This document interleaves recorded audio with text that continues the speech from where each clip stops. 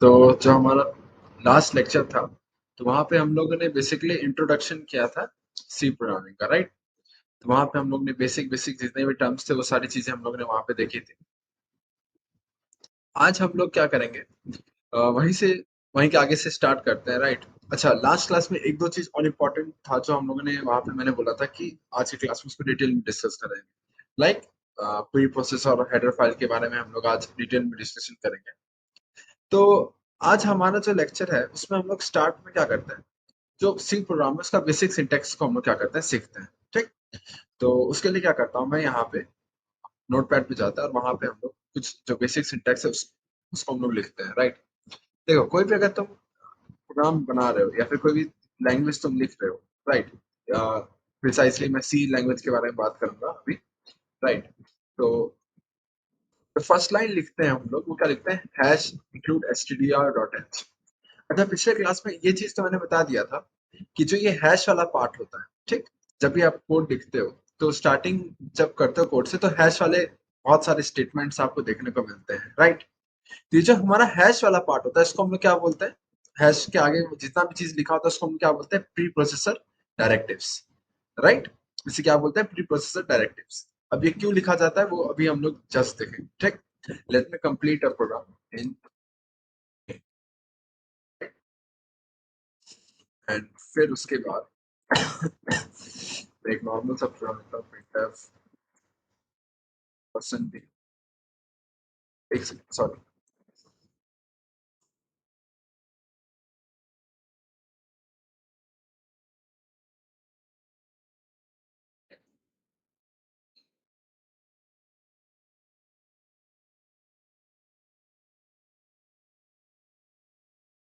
तो एक बहुत ही ये नॉर्मल सा प्रोग्राम है, राइट? अगर किसी ने थोड़ा सा भी अगर सी पढ़ा होगा पहले, या फिर किसी को हल्का भी प्रोग्रामिंग का आइडिया होगा, तो वो देख लेगा कि ये सिंपली ये जो प्रोग्राम है ये क्या करेगा, आउटपुट क्या देगा, ये जो आयुष आर्या है ये चीज एज इट इज क्या कर देगा, प्रिंट कर देगा, यही इसका आउटपुट होगा, ठीक? खैर वो आगे की बात है, उसको ज्यादा उस पर सोचने से पहले हम लोग यहाँ पे बेसिक बेसिक टर्म्स के बारे में हम समझेंगे। देखो, जो फर्स्ट लाइन है ना हमारे पास, hash include stdr dot h, ठीक? ये क्या करता है बेसिकली, जैसा कि मैंने पहले बोला कि हैश के आगे जितना भी चीजें होती है वो क्या होता है, प्री प्रोसेसर डायरेक्टिव्स कहलाता है, ठीक? तो कंपाइलेशन से पहले क्या हम लोग करते हैं, प्री प्रोसेसिंग का काम करते हैं, ठीक? तो प्री प्रोसेसर करता क्या था, मैंने लास्ट क्लास में क्या बोला था कि हैश के आगे जो भी चीज लिखा उसको क्या करेगा, वो पहले फुलफिल करेगा। जैसे हैश के आगे इंक्लूड stdr.h है, तो ये क्या करता है बेसिकली, प्रोग्राम में stdr.h जो फाइल होती है ना, stdr.h फाइल, इसको क्या कर देता है, इंक्लूड कर देता है। अब ये stdr.h फाइल के अंदर क्या होता है, बहुत सारे लाइब्रेरी फंक्शंस होते हैं, printf हो गया तुम्हारे पास, scanf हो गया, राइट? ये सारी की सारी चीजें जो होती हैं, लाइब्रेरी फंक्शन जो होते हैं ना, printf, scanf, राइट? ये सब क्या होता है हमारे पास, stdr.h फाइल के अंदर होते हैं। तो अगर किसी प्रोग्रामर को या फिर किसी कोडर को ये printf फंक्शन यूज करना है, scanf फंक्शन यूज करना है, तो उसके लिए उसको stdr.h फाइल को अपने प्रोग्राम में इंक्लूड करना पड़ेगा। विदाउट इंक्लूडिंग stdr.h फाइल आप क्या कर सकते हैं, ये जो फंक्शन है, printf फंक्शन हो गया, scanf फंक्शन हो गया, इनफैक्ट जितने भी लाइब्रेरी फंक्शंस होते हैं उसको क्या कर सकते हैं, आप यूज ही नहीं कर पाएंगे, उसको आप एक्सेस ही नहीं कर पाएंगे, राइट? सो इंपॉर्टेंट समझ में stdr.h फाइल का क्या इंपॉर्टेंट है, stdr.h फाइल का यही इंपॉर्टेंट है कि जितने भी लाइब्रेरी फंक्शंस होते हैं वो हमारे प्रोग्राम में क्या करता है, अवेलेबल करा देता है, जिससे कोई कोडर जो होगा वो सारे लाइब्रेरी फंक्शंस को एक्सेस कर पाएगा, ठीक? पहली चीज। दूसरा लाइन आप देखेंगे तो यहाँ पे मैंने लिखा इंट मेन। ये बेसिकली जो है मेन फंक्शन है, ठीक? क्या है ये, मेन फंक्शन है। मेन फंक्शन का काम क्या होता है, जैसे कि मैंने लास्ट क्लास में बताया था फंक्शंस के बारे में। फंक्शंस क्या होते थे, फंक्शंस बेसिकली ऐसे एलिमेंट्स होते हैं जो एक प्रॉपर सेट ऑफ इंस्ट्रक्शंस को फॉलो करके एक पर्टिकुलर टास्क करते हैं, राइट? तो मेन फंक्शन का क्या काम है, मेन फंक्शन का काम है कि कंपाइलर को ये बताता है कि जो एक्चुअल प्रोग्रामिंग हो रहा है, ये जो एक्चुअल कोडिंग हो रहा है वो हमारे पास यहाँ से स्टार्ट हो रहा है, ठीक? हमेशा जब भी आप कंपाइल कराने जाएंगे अपने कोड को, तो आपका कंपाइलर कोड मेन फंक्शन से ही रीड करेगा, इनफैक्ट मेन फंक्शन का ही कोड वो रीड करेगा, राइट? तो मेन फंक्शन का काम समझ में आ गया कि मेन फंक्शन को ये बताता है कि हमारा एक्चुअल प्रोग्रामिंग इस पर्टिकुलर पॉइंट से चालू हो रहा है, ठीक? और इससे पीछे आप देख रहे हैं इंट लगा हुआ है। इंट बेसिकली देखो, जैसे कि मैंने बताया था कि जो दो टाइप के प्रोग्रामिंग लैंग्वेज होते हैं, स्टैटिकली टाइप प्रोग्रामिंग लैंग्वेज और dynamically type programming language, right? तो जो हमारे पास सी लैंग्वेज है, ये स्टैटिस्टिकली टाइप लैंग्वेज में आता है, राइट?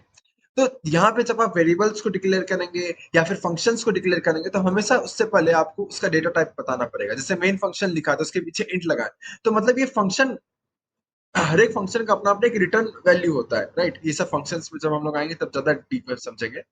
तो ऑब्वियस सी बात है कि कोई भी फंक्शन अगर हम लोग बना रहे हैं, ठीक, या फिर कोई लाइब्रेरी फंक्शन है, तो उसका हमेशा कुछ ना कुछ रिटर्न वैल्यू, जैसे प्रिंटफ फंक्शन होता है हमारे पास, ये क्या करता है, आउटपुट को प्रिंट करता है एज इट इज। स्कैनफ क्या करता है हमारे पास, इनपुट लेता है हमारे यूजर से, राइट?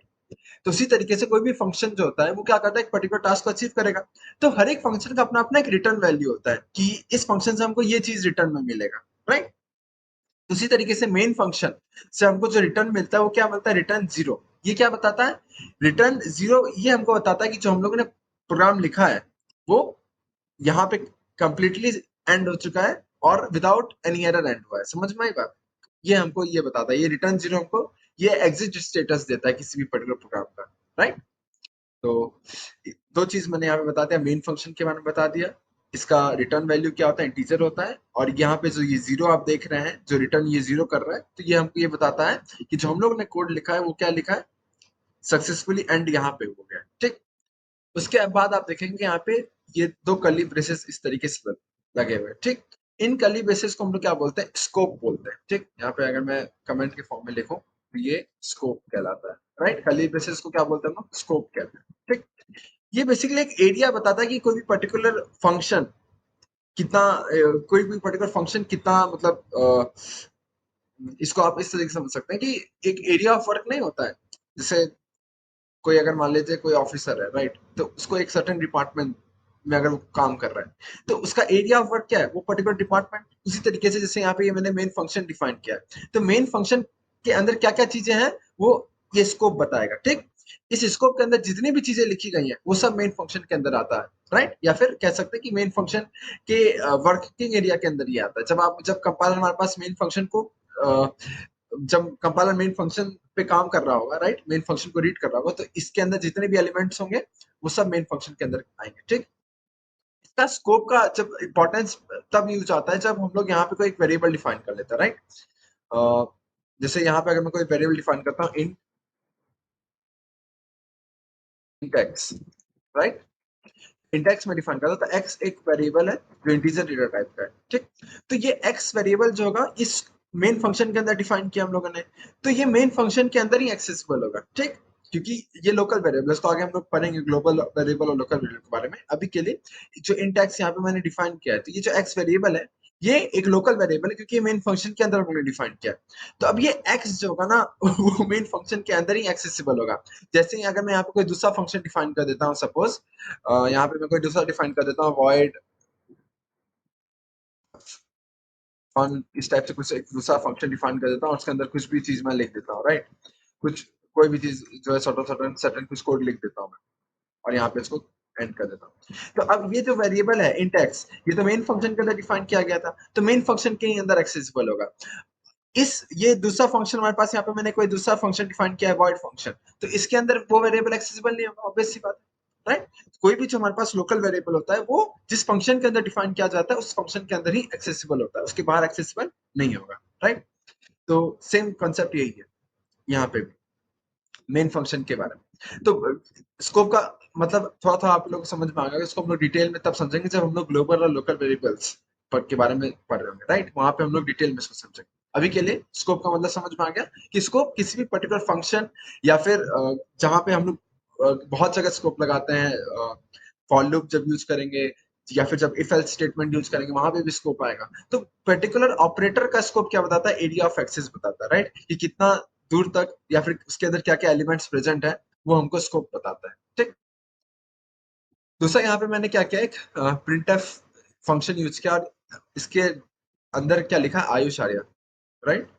और ये डबल इन्वर्टेड कॉमा के अंदर लिखा हुआ है, ठीक। देखो कोई भी चीज जो डबल इन्वर्टेड कॉमा के अंदर लिखाती है उसको हम लोग क्या कहते हैं, स्ट्रिंग कहते हैं, ठीक। तो स्ट्रिंग समझ में आया, anything which is written inside double inverted comma, right? तो यहाँ पे क्या लिखा, आयुष आर्य लिखा है।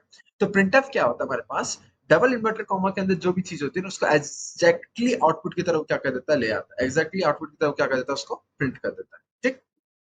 तो अगर इस प्रोग्राम में हम देखें तो प्रिंटफ क्या लिखा है, आयुष आर्य लिखा है। तो बेसिकली ये जो चीज है ना, आयुष आर्या, ये एग्जैक्टली क्या कर देगा, आउटपुट में दे देगा उसको। ठीक, तो प्रिंटफ का ये काम है। तो और दूसरा चीज यहाँ पे आप एक चीज और यहाँ नोटिस करेंगे कि यहाँ पे मैंने सेमी कलन लगाया, हर लाइन के आगे मैंने सेमी कलन लगाया। तो सेमी कलन जैसे कि हम लोग इंग्लिश वगैरह में फुल स्टॉप होता है ना, उसी तरीके से प्रोग्रामिंग में सेमी कलन क्या होता है, फुल स्टॉप की तरह काम करता है। ठीक, इसको हम लोग लाइन टर्मिनेटर भी कहते हैं कि इस पॉइंट मतलब यहाँ पे ये एक पर्टिकुलर टास्क था, उसके बाद सेमीकलन के बाद ये दूसरा टास्क है, इसके बाद ये सेमीकलन लगाना बहुत जरूरी है, क्योंकि अगर हम लोग सेमीकलन नहीं लगाएंगे ना, अगर मैं सपोज यहाँ पे सेमीकलन हटा देता हूँ, तो कंपाइलर को क्या लगेगा, कंपाइलर को लगेगा कि ये सब चीज एक ही चीज है, राइट, एंड वो क्या करेगा, एरर थ्रो कर देगा। इसलिए सेमीकलन लगाना बहुत जरूरी है, जिससे कंपाइलर डिफरेंशिएट कर पाए कि अच्छा ये चीज अलग है, ये वाली चीज अलग है, एंड ये चीज अलग है, राइट। तो ये इंपॉर्टेंट चीज है, इसमें ध्यान रखेंगे इसे। तो यहाँ पे मैंने बेसिक जो C program as it is दिखता है उसके हर एक सिंटेक्स के बारे में मैंने बता दिया। ठीक, अब अगर हम लोग को इस पर्टिकुलर प्रोग्राम को रन कराना है सपोज, तो यहाँ पे मैं बाकी जितने भी कमेंट्स हैं सबको हटा देता हूँ ताकि आप लोग समझ पाए। राइट, तो मैंने ये सारे कमेंट्स हटा रहा हूँ, ये वेरिएबल का भी अभी कोई जरूरत नहीं, तो मैं इसको भी हटा देता हूँ। ठीक, ये एज इट इज मैंने कोड लिखा है, नॉर्मल सा कोड। ठीक, अब मैं क्या करूंगा, ये जो मैंने नोटपैड में कोड लिखा उसको मैं सेव करूंगा। ठीक, तो कंट्रोल प्लस एस से मैंने इसको सेव किया। सपोज मैंने डेस्कटॉप पे सेव किया और अपने फाइल का नाम लग देता हूँ कुछ भी, आयुष डॉट सी लिख देता हूँ, आयुष डॉट सी। तो आयुष डॉट सी जैसे करूंगा, सेव कर दिया मैंने इसको, तो अब देख सकते हैं कि जब डेस्कटॉप पे जाएंगे तो हमको एक फाइल दिख जाएगा आयुष डॉट सी के नाम से।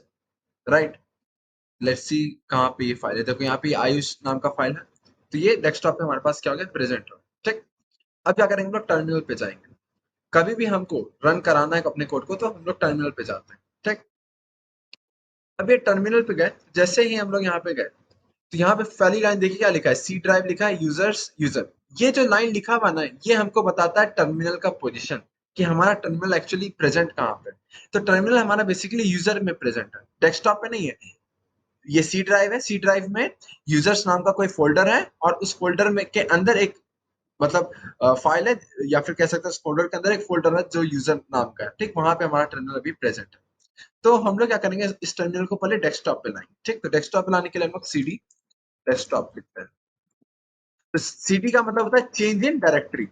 ठीक, सीडी का क्या मतलब था, चेंज इन डायरेक्टरी। इससे क्या होगा कि हमारा टर्मिनल जो अभी यूजर पे है वो कहाँ पे आ जाएगा, डेस्कटॉप पे आ जाएगा। तो हमारा टर्मिनल अब देख सकते हैं कि अब ये कहाँ पे आ गया है, डेस्कटॉप पे आ चुका है। ठीक, अब डेस्कटॉप पे हमारे पास फाइल का नाम क्या था, आयुष डॉट सी। तो क्या करेंगे, इसको कंपाइल करने के लिए GCC Ayush dot C. Right, ये कंपाइल हो गया, उस पर कोई एरर नहीं था, तो इसलिए इसने कोई एरर थ्रो नहीं किया। अब हम लोग लास्ट में जो हमारे पास आउटपुट फाइल क्या बनता था, ए डॉट एक्सी के, ए डॉट आउट बनता था। राइट, ए डॉट आउट बनता था। मैंने बताया था लास्ट क्लास में कि जो हमारे पास आउटपुट फाइल बनेगा वो ए डॉट आउट के फॉर्म में बनता है। बट थिंग इज कि वो लिनक्स या उबंटू ऑपरेटिंग सिस्टम के लिए होता था। विंडोज के लिए हमारा जो एक्सटेंशन होता है ए डॉट एक्सी होता है। राइट, डॉट स्लैश ए डॉट एक्सी करेंगे तो हमको आउटपुट यहाँ देख सकते हैं क्या मिल गया, आयुष आर्या प्रिंट होता हुआ दिख रहा है। राइट, हमको आउटपुट फाइल में आयुष आर्या प्रिंट होता हुआ दिख रहा है। सो इस तरीके से हम लोग क्या कर सकते हैं, किसी भी पर्टिकुलर फाइल को या फिर किसी पर्टिकुलर प्रोग्राम को हम लोग क्या कर सकते हैं, कोड कर सकते हैं। कोई बहुत बड़ी चीज इसमें नहीं। ठीक, तो ये हमारे पास आपका जो फाइल है। ठीक, वो फाइल का नाम आप डाल लीजिए डॉट स्लैश ए डॉट एक्सी डाल दीजिए, क्योंकि ए डॉट एक्सी का जो फाइल बनेगा ये by default a dot exe का फाइल बनता है। ठीक, जैसे अब हम डेस्कटॉप पे जाएंगे तो हमको ए नाम से फाइल दिख जाएगा, जैसे ये जो बना है ये इसका क्या है, हमारे पास एक्चुअली में इसका आउटपुट फाइल है। राइट, ये क्या है, इसका एक्चुअली में आउटपुट फाइल है। अगर किसी का इंटरेस्ट है सपोज कि नहीं ए डॉट एक्सी का फाइल नहीं बने, मैंने आयुष नाम का फाइल डाला है, तो मेरे को आयुष डॉट एक्सी का ही फाइल, मतलब जो आउटपुट फाइल बने उसका नाम भी आयुष ही रहे, ए का फॉर्म में फाइल ना बने, डॉट स्लैश ए डॉट एक्सी नहीं बने, तो वो भी हम लोग कर सकते हैं। कैसे, same GCC Ayush dot C मैंने लिख दिया फाइल का नाम, और अगर हमको जिस नाम से एग्जीक्यूटेबल फाइल बनाना है, आउटपुट फाइल जिस नाम से बनाना है, उसके लिए हम लोग क्या करेंगे, स्पेस ओ, जैसे मेरे को आयुष के नाम से बनाना है तो मैं क्या करूंगा, यहाँ पे स्पेस डाल दूंगा, आयुष डॉट एक्सी। राइट, ये मैं कर दिया, और फिर डॉट स्लैश, हमारा अब output file Ayush dot exe के नाम से बना है, तो अब यहाँ पे dot slash Ayush dot exe कर दूंगा। एंड हमको आउटपुट फाइल मिल जाएगा आयुष आ जाएगा। अब हम लोग अगर डेस्कटॉप पे जाएंगे तो आपको आउटपुट फाइल आयुष नाम के मिल जाएगा। देखो ये आयुष फाइल नाम का आउटपुट फाइल आपको मिल गया। अब कोई चाहेगा इसको मैं रन कराऊं तो आप क्लिक करेंगे तो ये रन नहीं होगा, ऑब्वियस सी बात है। ये चीज रन नहीं होगा क्योंकि इसका एक्सटेंशन हमारे पर्टिकुलर मतलब हमारे पास कोई ऐसा ऐप नहीं होता। जैसे अगर फोन में अगर हम लोग प्रिसाइसली बात करें तो हमारे पास कोई ऐसा ऐप नहीं है। यहाँ पे आप हमारे पास कोई ऐसा ऑपरेटर नहीं है या फिर कह सकते हैं ऐसा कोई सॉफ्टवेयर नहीं है जो इस पर्टिकुलर एक्सटेंशन के फाइल को रीड करे, राइट? तो इसलिए ये चीज क्या हो रहा है, हमारे पास ओपन नहीं हो रहा है। तो जो आपकी आउटपुट फाइल है ना वो कभी ओपन नहीं होगी, ये चीज ध्यान रखना। ठीक। अच्छा, दूसरा चीज और ध्यान रखना है कि ये आयुष को मैंने 2 बार कंपाइल करा है। एक बार पहले कंपाइल करा है तो a.exe का फाइल बना है और दूसरी बार कंपाइल करा है तो ayush.exe का फाइल बना है, राइट? तो ये तो 2 फाइल्स आपको दिखते हुए यहाँ पे बनते हुए दिखेंगे और दोनों में सेम ही आउटपुट होगा। दोनों एग्जैक्टली सेम एग्जीक्यूटेबल फाइल है। कोई दोनों में डिफरेंस नहीं है क्योंकि दोनों सेम प्रोग्राम्स को रन करा के हमको मिली है, राइट? तो दोनों सेम ही फाइल है। कोई दिक्कत उन दोनों के अंदर कोई डिफरेंस नहीं होगा, राइट? तो ये चीज आप ध्यान रखिएगा। अच्छा, तो इसको मैंने आपको कंपाइल करा के दिखाया। तो कंपाइल कराने के लिए क्या करना पड़ेगा? आपने जिस नाम से फाइल को सेव किया, तो जीसीसी आपका फाइल का नाम डॉट सी कर देंगे। फिर बाय डिफॉल्ट a.exe का फाइल बनेगा विंडोज में, ठीक? तो ./a.exe से आपका फाइल रन करा लीजिए। अगर किसी को इंटरेस्ट है कि नहीं मेरे को अपने मर्जी का फाइल बनाना है तो सिंपली आपको कोई ज्यादा एक्सटेंशन फॉलो नहीं करना है। स्पेस डाल के डैश ओ फिर स्पेस में आप जिस नाम से कराना चाहते हैं उस नाम से आप क्या कर सकते हैं, लिख सकते हैं, ठीक? कोई दिक्कत नहीं। अच्छा, दूसरा चीज क्या होता है, मैं टर्मिनल क्लोज करता हूँ। दूसरा चीज, ये तो बहुत नॉर्मल सा सिस्टम था जब आपने नोटपैड में कोड किया और डेस्कटॉप पे फाइल को सेव कर दिया, राइट? अगर सपोज ऐसा सीन आ जाए कि आप मतलब कि आपका फाइल किसी फोल्डर के अंदर प्रेजेंट, जैसे सपोज मैं यहाँ पे क्या करता हूँ, एक second, new folder, right? New folder मैंने खोल दिया एंड न्यू फोल्डर खोलने के बाद मैं क्या करता हूँ, ये जो फाइल है ना, इस फाइल को अब यहाँ ले जाता हूँ, ठीक? तो अब ये न्यू फोल्डर वाली अभी जो हमारे पास फाइल था जिसमें मैंने कोड लिखा है वो किसी एक फोल्डर के अंदर प्रेजेंट है। अब मेरे को अगर कराना है, ठीक? तो मैं कैसे कराऊंगा इसको रन? तो देखो इसका दो तरीका है। एक तरीका तो ये है कि सिंपली मैं टर्मिनल खोल लेता हूँ वापस से। टर्मिनल गया तो आप देख सकते हैं कि हमारा टर्मिनल अभी यूजर्स के यूजर फोल्डर में है। तो इसको पहले सबसे पहले डेस्कटॉप पे लाएंगे तो cd डेस्कटॉप डेस्कटॉप, राइट? तो cd डेस्कटॉप से हमारा जो टर्मिनल है वो डेस्कटॉप पे आ गया है, ठीक? अब हमारा डेस्कटॉप में जो फाइल है वो क्या है, इस न्यू फोल्डर के अंदर है। तो हम लोग क्या करेंगे, अब इस फोल्डर के अंदर टर्मिनल को ले जाएंगे। तो फोल्डर के अंदर ले जाने के लिए cd अगेन क्या करना पड़ेगा, न्यू फोल्डर। तो न्यू फोल्डर, तो एक सेकंड रुक जाइए।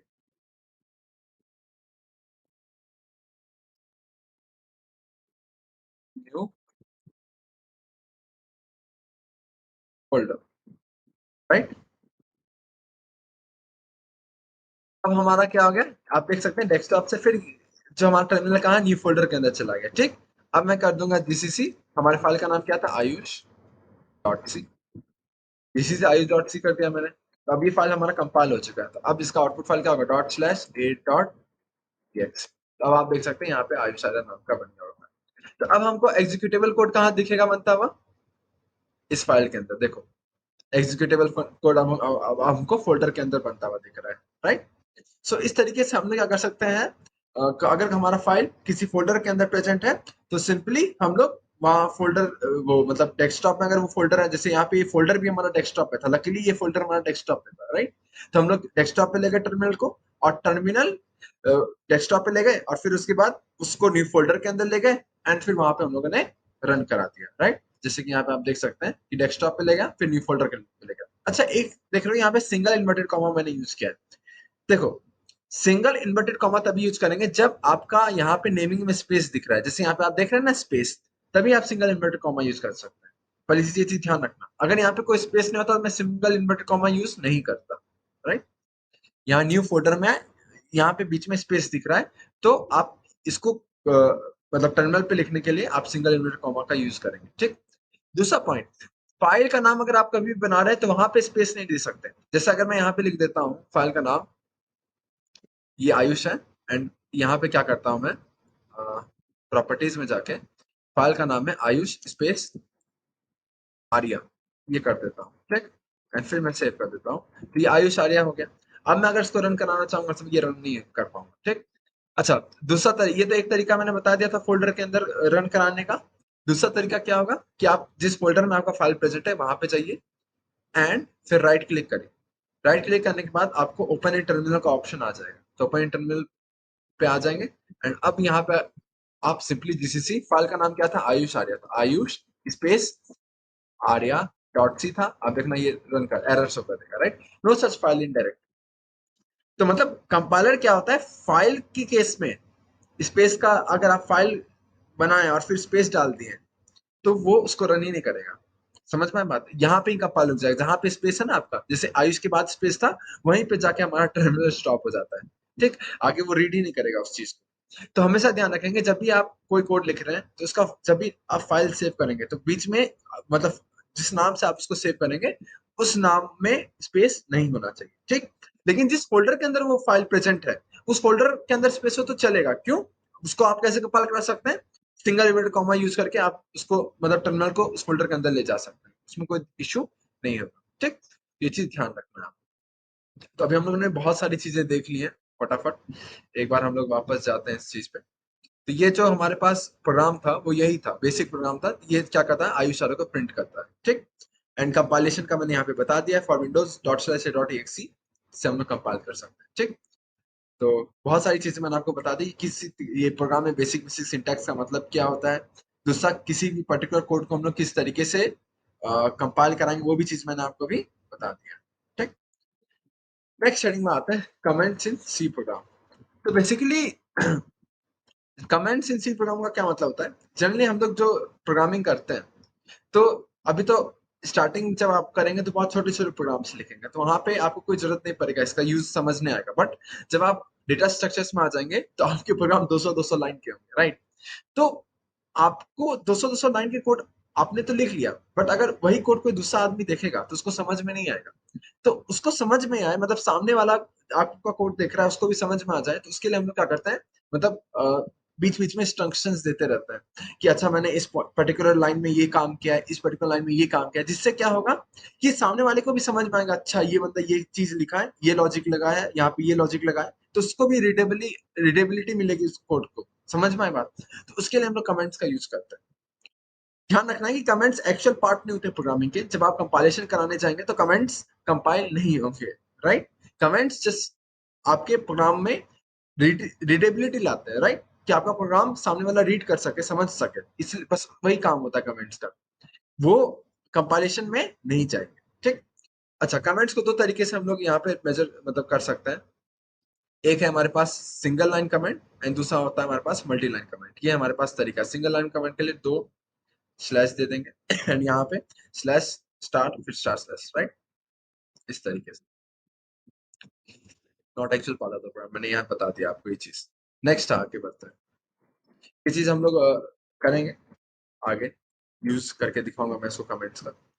अभी इनफैक्ट जस्ट यूज किया कमेंट्स का, अगर आप लोग वो कोड टर्मिनल पे देखेंगे ध्यान से तो वहां पे मैंने जस्ट कमेंट्स का यूज किया है। ठीक, आते हैं हम लोग वेरिएबल्स के बारे में। तो लास्ट क्लास में हम लोगों ने बेसिकली वेरिएबल्स को डिस्कस किया था, राइट। एंड तो वेरिएबल्स क्या होते हैं, बेसिकली यूजर डिफाइंड वर्ड्स होते हैं जो क्या करते हैं, जो मेमोरी लोकेशन में, मतलब जो आपने इनपुट देता है यूजर, वो किसी पर्टिकुलर मेमोरी लोकेशन में स्टोर होता है। तो जिस एड्रेस पे वो स्टोर होता है उस एड्रेस का नाम क्या होता था, हमारे पास वेरिएबल होता था, राइट। जैसे ये प्रोग्राम है हमारे पास, नॉर्मल सा प्रोग्राम है और ये बहुत इंपॉर्टेंट प्रोग्राम है, यहाँ से आपको बहुत कुछ सीखने को मिलेगा, राइट। ये क्या है, हैश इंक्लूड str.h। यहाँ पे हम लोगों ने क्या str.h फाइल को इंक्लूड किया है, ये हमारे पास मेन फंक्शन है। ठीक, तो हमारा एक्चुअल प्रोग्राम यहाँ से स्टार्ट हो रहा है, राइट। तो int y इक्वल्स टू 10 है, राइट। तो एक वेरिएबल मैंने y डिक्लेयर किया है जो इंटीजर टाइप का और उसकी वैल्यू मैंने रखा है 10। तो मेमोरी लोकेशन में क्या होगा, y नाम का वेरिएबल क्रिएट हो जाएगा एंड इसको मैंने क्या कर दिया, वैल्यू 10 कर दिया। ठीक, और फिर मैंने क्या, int y इक्वल्स टू 20। तो अब मैंने अगेन यहाँ पे डिक्लेयर कर रहा हूँ, समझ भाई बात, अगेन यहाँ पे मैं डिक्लेरेशन दे रहा हूँ। तो उस केस में क्या है, ये हमारे पास अगेन एक दूसरा वेरिएबल y नाम का आ गया है एंड उसके अंदर क्या वैल्यू स्टोर हुआ है, 20 स्टोर हुआ है। तो दोनों में डिफरेंस समझ में आया कि मैंने यहाँ पे दो बार वेरिएबल y को डिक्लेयर किया है, इंट y इक्वल्स टू 10, जहाँ पे 10 स्टोर किया है y नाम का वेरिएबल और int y equals to 20, again same y variable 20 store किया है और दो डिफरेंट मेमोरी लोकेशन में स्टोर किया है, ये भी आप ध्यान रखिए। अब जैसे मैं लिखा printf %d कॉमा y, तो printf क्या होता है, डबल इन्वर्टेड कॉमा के अंदर जितनी भी चीजें होती हैं उसको एज इट इज आउटपुट की तरफ प्रिंट करता है। तो printf %d, तो %d बेसिकली एक फॉर्मेट स्पेसिफायर है। किसका फॉर्मेट स्पेसिफायर है, इंटीजर का फॉर्मेट स्पेसिफायर है। मतलब %d का मतलब ये हुआ कि ये क्या करेगा, कोई एक इंटीजर वैल्यू आपको आउटपुट में देगा और किसकी वैल्यू आउटपुट में देगा, y की वैल्यू आउटपुट में देगा। अब कंपाइलर जो होगा ना वो कंफ्यूज हो जाएगा, क्यों, क्योंकि यहाँ पे जब वो जाएगा मेमोरी लोकेशन में देखने y कहाँ पे है, तो उसको दिखेगा दो y, एक जगह y की वैल्यू 10, एक जगह y की वैल्यू 20। अब कंपाइलर कंफ्यूज हो जाएगा कि कौन सी वैल्यू आपको प्रिंट करना है, 10 प्रिंट करना है कि 20 प्रिंट करना है। तो इसलिए इसका जो आउटपुट आएगा इस प्रोग्राम का, क्या आएगा, कंपाइलर एरर आएगा। समझ में आया? तो हमेशा ध्यान रखना है कि कभी कभी बहुत लोग मिस्टेक करते हैं। क्या मिस्टेक करते हैं कि आपने एक वेरिएबल y मान लिया और उसकी वैल्यू 10 कर दिया, ठीक, और अब उस पर्टिकुलर वेरिएबल की वैल्यू को आपको चेंज करना होता है, तो आप क्या करते हैं, वापस इसको रीडिक्लेयर करते हैं। जैसे यहाँ पे int y इक्वल्स टू 10 किया, मैंने वापस इसको रीडिक्लेयर कर दिया int y इक्वल्स टू 20। ये नहीं करना है। आप जैसे ये करेंगे तो एग्जैक्टली सेम नाम का वेरिएबल का दूसरा मेमोरी लोकेशन में आपको वैल्यू मिल जाएगा। समझ में आई बात, जो कि यहाँ पे हो रहा था, ठीक। तो इसलिए हम लोग क्या करते हैं, सिंपली इसको नॉर्मल ऑपरेशन करेंगे। इसको अगर मैं यहाँ पे प्रोग्राम में करके दिखाऊं तो ज्यादा आपको बेटर रहेगा, ठीक। जैसे इसको मैं काम करता हूँ वापस लिख दो, तो हैश इंक्लूड stdio.h, ठीक।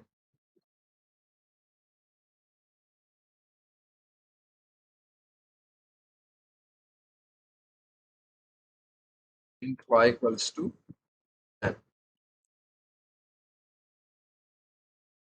int y equals to 20, right. And फिर मैं क्या करता हूँ, printf %d comma y, right. एक second, sorry, printf %d comma y, and फिर रिटर्न 0, एंड देन हम लोग ने इसको कर देता हूँ। अब मैं क्या करता हूँ, उसको सेव करता हूँ, ठीक। और फिर मैं टर्मिनल पे जाता हूँ, तो फाइल का नाम आप देख सकते हैं, क्या है, फाइल का नाम आयुषी है, ayush.c है। तो सेम फाइल है हमारे पास, तो ayush.c। एक सेकेंड, सॉरी, ओहो, टर्मिनल हमारा कहाँ पे है, हमारा टर्मिनल अभी न्यू फोल्डर पे है, राइट। तो ये चीज ध्यान रखना है, टर्मिनल न्यू फोल्डर पे है। एंड ये जो फाइल था वो आयुष नाम का फाइल था, बट हम लोग ने उसको चेंज कर दिया था उसका नाम यहाँ पे जाके, जिसको वापस से हम लोग आयुष नाम का प्ले करते हैं, क्योंकि यहाँ पे स्पेस है। एक सेकंड, यहाँ पे इसको मैंने आयुष नाम का करना है, कि मैंने इसका नाम चेंज कर दिया था, राइट। ओके, अब वापस जाता हूँ मैं टर्मिनल पे, this is Ayush dot C. तो अब ये हमारे पास कंपाइल हो गया है, ./a.exe, ठीक। इसको सेव नहीं किया था क्या, एक सेकंड, इसको सेव करता हूँ, Ctrl+S, ayush.c। How is that possible, ये छोड़ो, उसको नॉर्मली सेव करना पड़ेगा।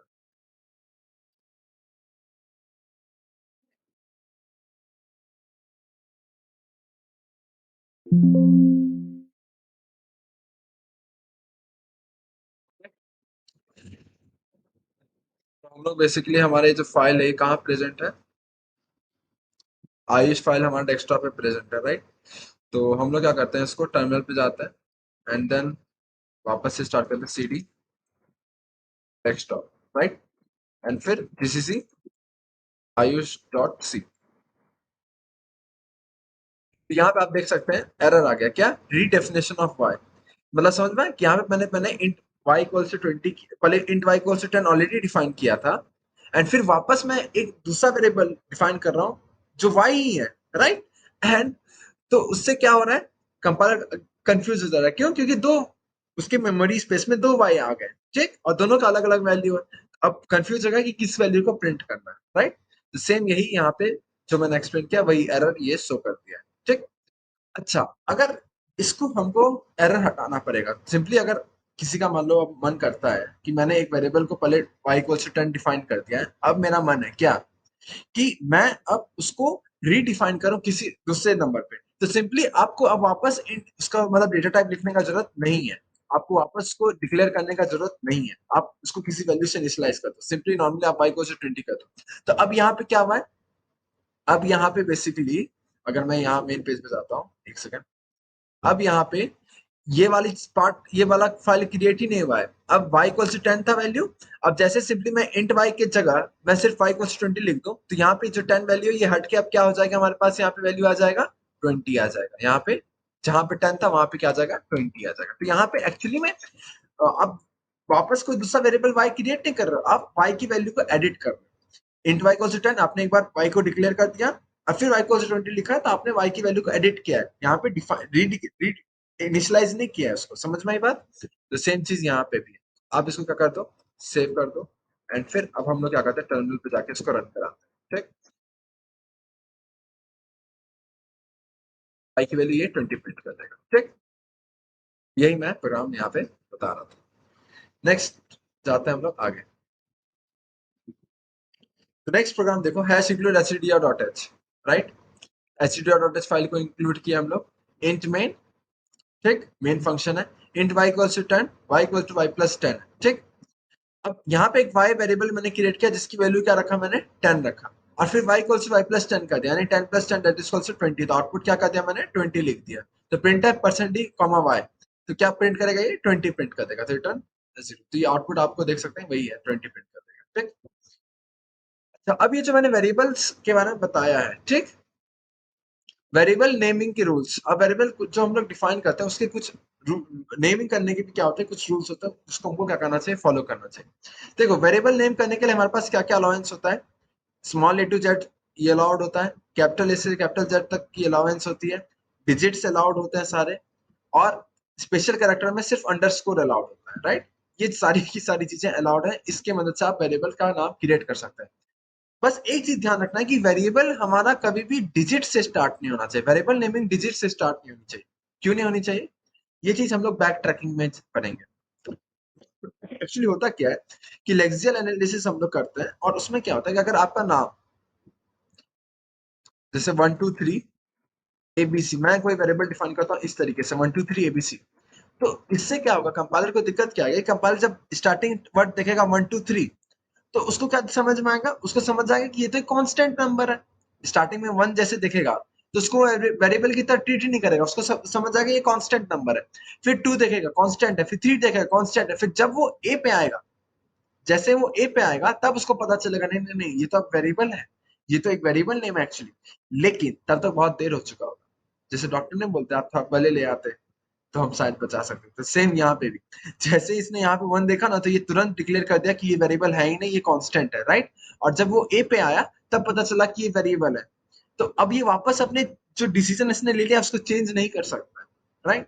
ये कांस्टेंट की तरह ट्रीट करेगा उसको। समझ में आ रही बात? इसलिए कभी भी वेरिएबल की नेमिंग करते हैं तो हम लोग डिजिट से नहीं करते, क्योंकि अगर आप डिजिट से करेंगे तो वो जो कंपाइलर उसको रीड करना चालू करेगा तो स्टार्टिंग के लेटर्स को देख के करेगा क्या, कि ये हमारे पास क्या है, एक कांस्टेंट नंबर है। फिर बाद में उसको पता चला कि ये वेरिएबल है। और लेक्सिकल एनालिसिस में बैक ट्रैकिंग पॉसिबल नहीं होता, मतलब वापस आप रिवर्स नहीं कर सकते डिसीजन को। समझ में आई बात? इसलिए वेरिएबल का नेमिंग हम लोग क्या करते हैं, डिजिट से स्टार्ट नहीं कर सकते। ठीक, अच्छा, जनरली कोई जो ऑर्गेनाइजेशन कहीं भी हम लोग कंपनी में काम करते हैं तो वो बेसिकली वेरिएबल नेमिंग दो टाइप का रखती है। एक होता है स्नेक केस की तरह कोई वेरिएबल नेम करता है, एक होता है हमारे पास कैमल केस की तरह। तो जैसे कैमल केस में क्या, आयुष आ रहा है इस तरीके से, क्या मतलब आयुष, जो पहला एक वर्ड आयुष है उसका कैपिटल ए लिखा है, फिर आर्या दूसरा वर्ड है तो उसका फर्स्ट लेटर क्या लिखा है मैंने, कैपिटल लिखा है। तो मतलब हर एक वर्ड का फर्स्ट लेटर कैपिटल लिखना होता है कैमल केस में। और अगर आप स्नेक केस की तरह क्या कर सकते हैं, करना चाहते हैं, तो आप एक वर्ड लिखिए फिर अंडरस्कोर दूसरा वर्ड लिखिए, बस। और सारे वर्ड्स, सारे लेटर्स क्या होंगे, स्मॉल में होंगे। ठीक, तो ये दो डिफरेंट तरीके से हम लोग क्या कर सकते हैं, किसी वेरिएबल को डिफाइन कर सकते हैं। एक है स्नेक केस, दूसरा हमारे पास कैमल केस। कांस्टेंट को डिफाइन करना होता है तो उसकी वैल्यू आप कैपिटल लिखते हैं, लेटर, सारे लेटर्स क्या करेंगे, आप कैपिटल लिखेंगे उसमें। ठीक, जैसे पाई इक्वल टू 3.14 मैंने लिखा, कांस्टेंट। अब आता है हम लोग डेटा टाइप्स इन सी। देखो, डेटा टाइप क्या होता है, बेसिकली दो टाइप का होता है कंप्यूटर प्रोग्रामिंग लैंग्वेज में। एक होता है हमारे पास प्रिमिटिव, दूसरा होता है non primitive. Primitive data type जो कि लाइब्रेरी फंक्शंस के अंदर प्रेजेंट होता है, इंट, फ्लोट, बुल, चैर, ये सब प्रिमिटिव डेटा टाइप है। नॉन प्रिमिटिव में ARY, pointer, user defined data types, structures. Structures actually में एक नॉन प्रिमिटिव डेटा टाइप है। पॉइंटर किससे लिखते हैं आप, structures, array structures, user defined, जो हम लोग खुद से डेटा टाइप डिफाइन करते हैं। ठीक, अगर हम लोग इंट की बात करते हैं इंटीजर की, तो short, int, long long, right? 3 category होती है। इंट के अंदर भी 3 कैटेगरी होती है, ठीक? ये अकॉर्डिंग टू द वैल्यूज के अकॉर्डिंग हम लोग यूज करते हैं, ठीक? अगर कोई बहुत बड़ी इंटीजर वैल्यू है तो उसको आप लॉन्ग लॉन्ग के अंदर स्टोर करेंगे। कोई छोटी इंटीजर वैल्यू है तो उसको आप शॉर्ट के अंदर स्टोर करेंगे। मीडियोकर है तो आप इंट के अंदर इसको स्टोर कर सकते हैं, राइट? तो ये अकॉर्डिंग टू द वैल्यूज के अकॉर्डिंग हम लोग क्या करते हैं, इसका डिवीजन कर रहे हैं, राइट? तो इंट जो शॉर्ट है ये 2 बाइट्स का स्पेस लेता है। कंपाइलर एक्चुअली इसको जनरली 2 बाइट का स्पेस देता है, एंड 2 बाइट का स्पेस देता है, यानी 1 बाइट कितना बड़ा होता है? 8। 1 बाइट के अंदर कितने बिट्स होते हैं? 8 बिट्स होते हैं। समझ पाई बात? 8 बाइट के अंदर कितने बिट्स होते हैं? टोटल 8 बिट्स होते हैं। 8 बिट्स का मतलब क्या हुआ? एक पर्टिकुलर मेमोरी लोकेशन क्या होता है? 1 बिट का होता है, राइट? तो 1 बाइट के अंदर 8 बिट्स होते हैं। तो इसके पास कितने बाइट्स है? 2 बाइट्स है। तो 2 into 8 that equal to 16 bits. यानी जो शॉर्ट हमारे पास नंबर है, शॉर्ट इंटीजर है, या फिर कह सकते हैं जो शॉर्ट डेटा टाइप, उसके अंदर 16 बिट्स प्रेजेंट होता है। यानी 16 बिट्स तक हम लोग नंबर वहां पे क्या कर सकते हैं? डाल सकते हैं। तो 16 बिट्स है एक्चुअली में वहां पे। तो टोटल नंबर ऑफ वर्ड्स कितने होंगे? सॉरी, टोटल नंबर ऑफ कितने नंबर पॉसिबल होंगे 16 बिट्स में? हर बिट में आप क्या डालेंगे? क्योंकि जो हमारे पास कंप्यूटर होता है वो बाइनरी लैंग्वेज ही अंडरस्टैंड करता है, तो 0 और 1 ही डाल सकते हैं हम लोग। तो टोटल एक तरीके से 16 प्लेसेस है आपके पास। तो हर प्लेस में आप 0 और 1 डाल सकते हैं। तो टोटल कितने प्लेसेस, कितने पॉसिबल आउटकम्स बन सकते हैं? 2 की पावर 16। यानी शॉर्ट में आप टोटल 2 की पावर 16 डिफरेंट बाइनरी नंबर डाल सकते हैं। यानी टोटल 2 की पावर 16 नंबर्स वो क्या कर सकता है? स्टोर कर सकता है। और वो क्या है हमारे पास? -2 की पावर 15 से लेके 2 की पावर 15 - 1 तक ये नंबर को स्टोर कर सकता है शॉर्ट। फिर सिमिलरली अगर हम लोग बात करते हैं इंटीजर की, तो इंटीजर के पास 4 बाइट्स होता है। तो 4 into 8 32, यानी 32 स्पेसेस होंगे इसके पास, और हर स्पेस में आप 0 और 1 डाल सकते हैं। तो टोटल नंबर ऑफ कितने बाइनरी कोड्स डाल दिए आपने? 2 की पावर 32। यानी इंटीजर, नॉर्मल इंटीजर में आप 2 की पावर 32 नंबर स्टोर करा सकते हैं। तो वो नंबर का रेंज क्या है? -2 की पावर 31 से लेके 2 की पावर 31 - 1 तक, ठीक? सेम अगर हम लोग क्या कर सकते हैं, लॉन्ग लॉन्ग के लिए इसको डिफाइन कर सकते हैं, राइट? अब आते हैं हम लोग फ्लोट में। तो फ्लोट 4 बाइट्स का होता है, और इसका जो होता है ना, इसका कोई लॉजिक नहीं होता स्टोर करने का, क्योंकि इसके अंदर एक्चुअली में इंटीग्रल पार्ट भी होता है और साथ साथ डेसिमल पार्ट भी होता है। तो इसका सर्टेनली कोई एक लॉजिक नहीं होता स्टोर करने का, राइट? तो आप कैसे भी इसको क्या कर सकते हैं? स्टोर करा सकते हैं। मतलब ये चीज आपको याद रखना पड़ेगा। ये इसका जो रेंज ऑफ वैल्यू जो स्टोर कराता है, ये चीज आपको माइंड में ध्यान रखना पड़ेगा कि ये रेंज तक की वैल्यूज क्या करता है? स्टोर करा देता है, ठीक? तो ये सब चीज आपको फ्लोट और डेसिमल, फ्लोट और लॉन्ग डबल, इसकी वैल्यू आपको याद रखनी पड़ेगी, ठीक? कैरेक्टर क्या होता है हमारे पास? 1 बाइट होता है उसके पास, यानी टोटल कितने स्पेसेस होंगे? 8 स्पेसेस होंगे, यानी 2 की पावर 8 केसेस, 2 की पावर 8 नंबर स्टोर कर सकता है। यानी -128 से लेके 127 तक ये क्या कर सकता है? इस रेंज ऑफ वैल्यूज को क्या कर सकता है? अपने अंदर स्टोर कर सकता है, ठीक? बुल जो डेटा टाइप होता है बेसिकली हमारे पास, ये जनरली सी के अंदर इनबिल्ट प्रेजेंट नहीं होता है। इसको अगर हमको यूज करना होता है तो stdr.h फाइल के अंदर प्रेजेंट नहीं होता है। अगर आपको बुल डेटा टाइप यूज करना है तो आप #include std bull.h,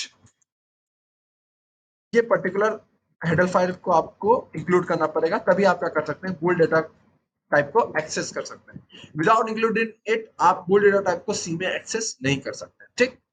तो बुल डेटा टाइप का काम बेसिकली ट्रू फॉल्स जैसा है, ठीक? अगर कोई स्टेटमेंट सही है तो उसका आउटपुट ये 1 देगा जो कि ट्रू है, और अगर कोई स्टेटमेंट फॉल्स है तो उसका आउटपुट 0 देता है, ठीक? इनफैक्ट अगर बुल डेटा टाइप के अंदर आप नॉन जीरो इंटीजर डालेंगे या फिर नॉन जीरो नंबर डालेंगे तो आउटपुट क्या देगा?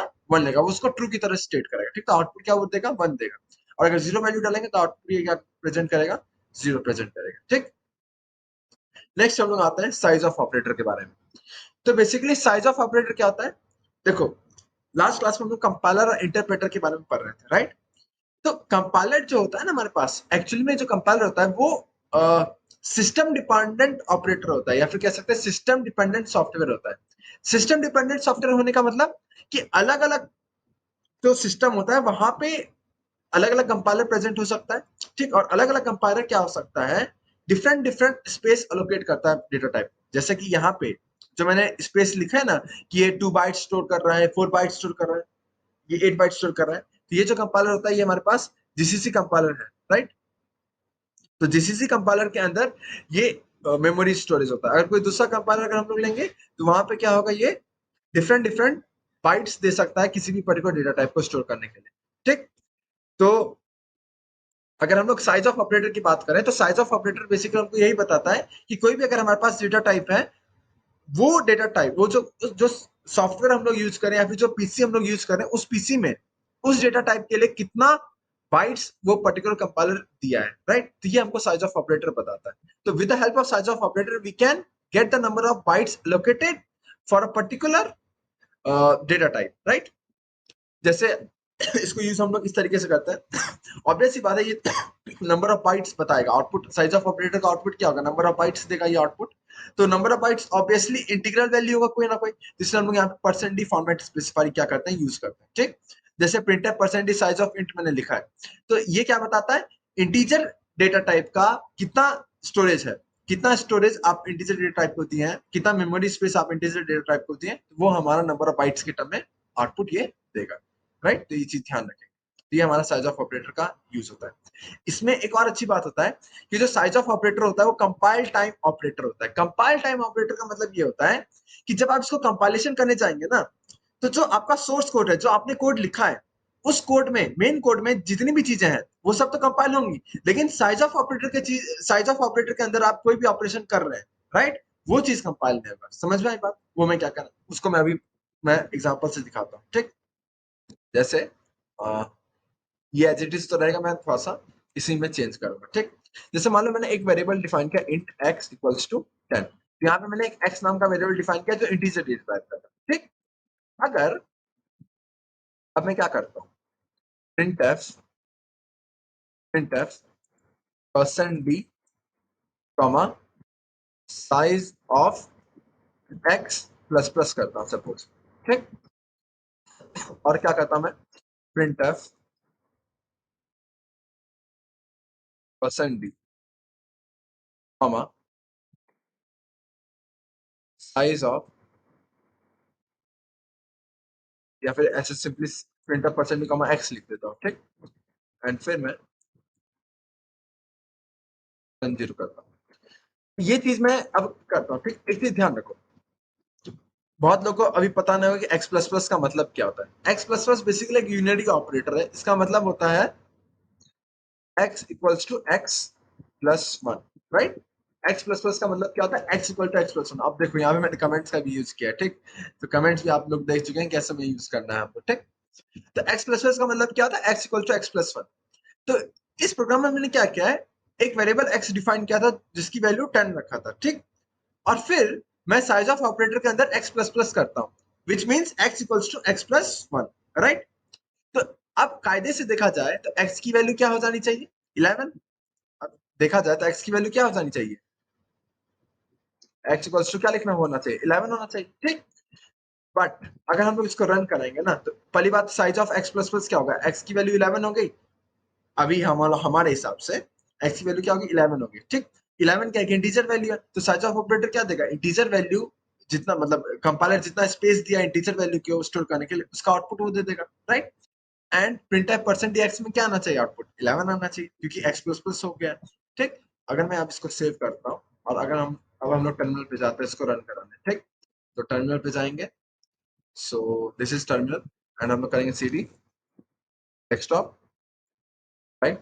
एंड फिर उसके बाद क्या करता हूँ मैं, gcc ios.c, एंड एक सेकंड काम करता हूँ मैं, बैक स्लैश एन का भी आपको देखो, यहाँ पे एक मैं यूज कर रहा हूँ back slash n. Back slash n का मतलब क्या होता है, यहाँ पे मैं लिख देता हूँ नीचे या फिर ऊपर कहीं लिख देता हूँ, यही लिख देता हूँ। बैक स्लैश एन का मतलब होता है new line. Back slash n का मतलब क्या होता है? अरे रे कंफ्यूजन हो जाएगा, इसको थोड़ा स्पेस में बताओ। बैक स्लैश एन का मतलब, ये बैक स्लैश एन है, इसका मतलब होता है न्यू लाइन। मतलब जब आप यूज करते हैं तो जो आपका कर्सर होता है ना, वो नेक्स्ट लाइन में आ जाता है, ठीक? जैसे यहाँ में percent d back slash n किया, तो परसेंट डी यानी ये आउटपुट प्रिंट करेगा, प्लस जो कर्सर होगा वो नेक्स्ट लाइन में आ जाएगा उसका, ठीक? तो अब मैं इसको अगर क्या करूंगा, रन कराऊंगा, तो क्या होगा? आउटपुट 4 और 10, दो डिफरेंट लाइन में आपको आउटपुट देखने को मिल गया, ठीक?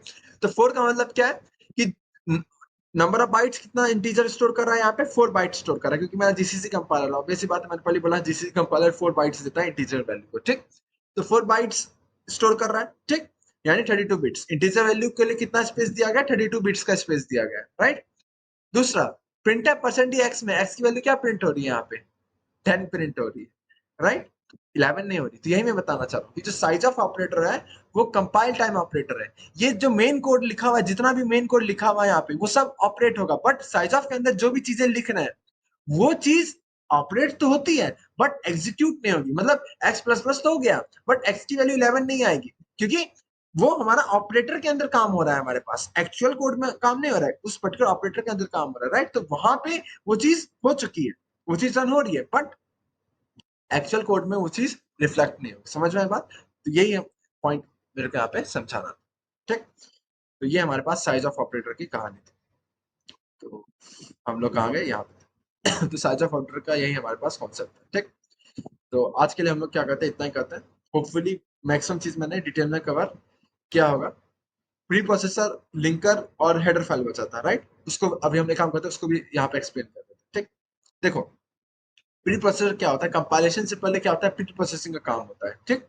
तो प्री प्रोसेसिंग बेसिकली क्या करता है, जितने भी हैश वाले टर्म्स होते हैं ना, जितने भी हैश वाले टर्म्स होते हैं, उसके आगे जो भी चीज लिखी होती है उसको वो क्या करता है, सबसे पहले एग्जीक्यूट करता है, ठीक। जैसे मैं यहाँ पे एग्जांपल समझा, यहाँ कोड लिखा हुआ है, तो हैश पहला लाइन क्या, हैश इंक्लूड str.h।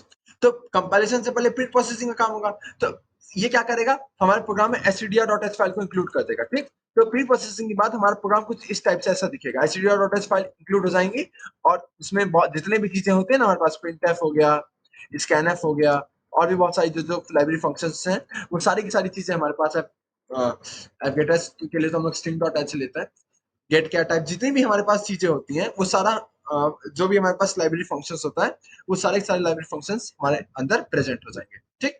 तो ये प्री प्रोसेसिंग का काम है। फिर आता है हमारे पास क्या, लिंकिंग का काम। अब हमारे पास ये सारी चीजें अवेलेबल तो हो गई हैं, हमारे पास पूरा माल आ गया, पूरा मटेरियल आ गया हमारे पास, बट मटेरियल को यूज कहाँ करना है, मटेरियल को यूज करना है हमारे को इस लाइन में, ठीक। तो क्या करता है लिंकिंग, बेसिकली क्या होता है, लिंकर क्या करता है, ये जो प्रिंटफ फंक्शन है उसका कनेक्शन किसके साथ करता है, जहां पे यूज करना है हमको वहां पे करना है, जहां पे यूज हमारा प्रिंटफ कर रहा है वहां पे एक्चुअल प्रिंटफ फंक्शन का कनेक्शन कर देता है। समझ में आई बात? ये एक तरीके का वायर कनेक्शन जैसा ही है, जैसे हम लोग इलेक्ट्रिक्स अगर थोड़ा बहुत कोई समझेगा, हमारा प्रिंटर फंक्शन यहाँ पे और प्रिंटर फंक्शन अवेलेबल है हमारे पास, ठीक। तो अब इसको इम्प्लीमेंट कहाँ करना है, लिंकर वही करता है। इम्प्लीमेंट प्रिंटफ को तो यहाँ पे करना है, तो प्रिंटफ फंक्शन क्या करेगा, लिंकर यहाँ से कनेक्शन कर देगा, इसके यहाँ तक लिंक कर देगा उसको एक्चुअली, ठीक। तो लिंकर का काम समझ में, लिंकर एक्चुअली अवेलेबल फंक्शन को जहां यूज आ रहा है उसका वहां पे लिंक कर देता है, ठीक। और प्री प्रोसेसर क्या करता है, हैश के आगे जितने भी टर्म्स होते हैं वो सारे के कमांड्स को क्या करता है, फॉलो करता है, ठीक। तो यही प्री प्रोसेसिंग काम होता है, यही लिंकिंग का काम होता है। और हेडर फाइल क्या होता है, जैसे str.h लिखा हूं मैंने, ये एक हेडर फाइल होता है, इसको हम लोग क्या कहते हैं, हेडर फाइल कहते हैं, ठीक। क्योंकि इसके अंदर बहुत सारे फंक्शंस प्रेजेंट होते हैं। stdbool.h मैंने बोला था, stdbool.h के अंदर क्या होता है, bool डेटा टाइप प्रेजेंट होता है, राइट। तो वो क्या एक हेडर फाइल है। stdlib.h होता है, बहुत सारे हेडर फाइल्स हमारे पास क्या होता है, प्रेजेंट होते हैं, जो कि हम लोग सी में पढ़ेंगे, ठीक। सो आज का लेक्चर हम लोग यहीं पे क्या करते हैं, कंक्लूड करते हैं। होपफुली आपको एंजॉय किए होंगे ये लेक्चर को। आगे हम लोग चलते हैं, ठीक। Tata, bye bye.